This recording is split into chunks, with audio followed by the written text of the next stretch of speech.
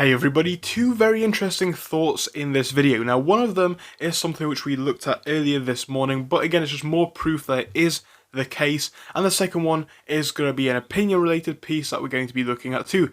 We're not going to waste much time, it is hopefully going to be quite a short video, so we do want to start looking at stuff straight away, but I must ask you guys to subscribe if you can. We are of course trying to grow the channel, but do remember as usual, this is not financial advice. But with that being said, we're going straight in. Now the first piece is going to be short and sweet.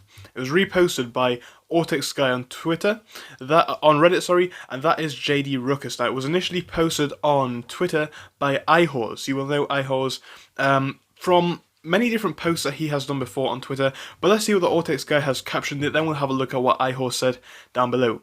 So AuTechSky here with a weekend thought. One main reason why the SI, short interest, can't seem to climb is because of the synthetic longs.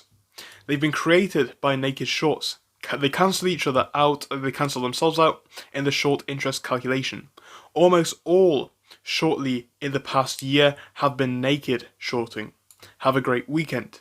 So let's read what iHorse actually said himself. It says every short sale creates a synthetic long. So the traditional float number in the short interest percent of float is calculated incorrectly. It should include the synthetic longs, therefore there is never any stock with over 100% short interest float, which makes sense. You can't get 5 quarts of milk out of a gallon jug. Now iHorse himself, there are a lot of people who think a lot of things about him. This is one which I do recommend you read in your own time. It's from Superstunk, and they go on to speak about iHorse and what they believe about him. But all I'm going to say is there is potentially some truth to this. But the unfortunate thing that we're seeing here is it's harder and harder to know, what we are dealing with here. Now, is it a bad thing? No, it can never be a bad thing for us. If anything, it's good if you ask me. But it just shows how the figures are manipulated. So do not forget that, just a short piece to look at. And is that one of the main reasons, as AuTechSky says, why we don't see the SI increase? It definitely is possible. It definitely is something that he could be doing. Now, Vagabond Nerd posted this 1 hour ago.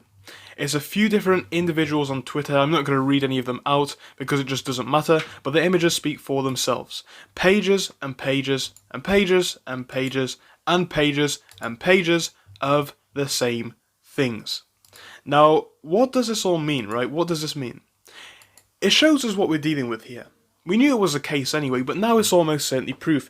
More and more and more bots out there. Bots trying to get us to sell. Talking about how this stock is bad for us. And of course, we can see how those bots have been used on those previous slides in different situations. So it's very, very interesting that they are sending these bots out. And I would say it's very, very easy to spot a bot. A bot profile usually goes out of its way to make itself look very professional. And what do I mean by this? I mean, let's face it, right? If you want to have a nice profile picture of yourself like these individuals have, that's great. That's great. It's completely great to make yourself look presentable. But usually, from what I've seen in my comment section and other sources like Twitter, a lot of the time, these individuals are usually bot accounts. They are not who they say they are. It's just a random face which is associated with a random name. And that's one of the ways that they try and convince you. I mean, look at the people in the community that we like, that we trust. Even on this channel here, I don't go out of my way to tell you who I am. I'm just somebody on the internet providing an opinion. But these like to go out of their way, not these in particular by the way, but just bots like to go out of their way to make themselves look very presentable, very professional. And of course, I'm not saying that everybody that looks like a pro is somebody that we should consider a bot, but when they're saying some generic sentences like that, spreading that generic information, a lot of the times which is not true, just look a bit deeper. Look into the individual's prior posts, whether it's on Reddit, Twitter, or another platform. Do have a look, because it doesn't usually take long to look at what that individual has done, and it usually doesn't take long to look that they are a bot. And again, a lot of the bots do seem to post the same thing, and it is possibly because they're from the same individual, or maybe even a bot farm. But yeah, that's something that I spoke about this morning, and as far as I'm concerned, it's becoming even more obvious. Now, What does all of this mean? To sum it all up in a quick end of the video moment, what I'm trying to say here is all of this points to one thing.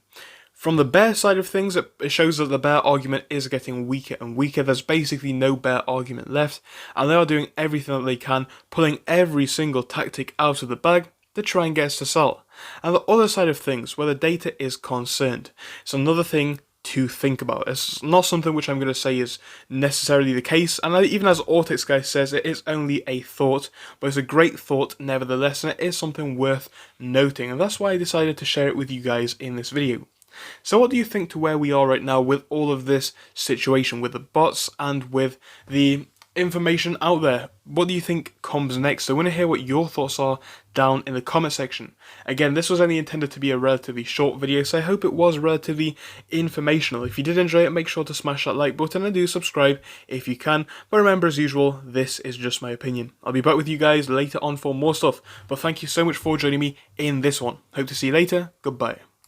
So thank you for watching through till the end, but let me tell you about our Discord. So on your screen you will be seeing the N2S Finance Discord. Obviously it is split into multiple sections. Basically at the top we have updates from me and all that kind of good stuff. If you scroll down a bit further we have the main sections where we focus on cryptos, SPACs and other hot stocks including penny stocks, even stable growth stocks as well, and we even have a special AMC GME chat. If you scroll down you can see some research and DD from the community. We also have funny memes and you can see actual contributions from members down here, and again if you do join us it is completely free, link is down below, but if you do want to become a Patreon you will actually get a pink sticker which will be displayed on your name, so your name will come up in pink as mine comes up in red down here, and that will show that you are a Patreon. But other than that guys, you can join completely for free down below. You do not have to pay anything if you do not want to. Thank you for watching, see you soon.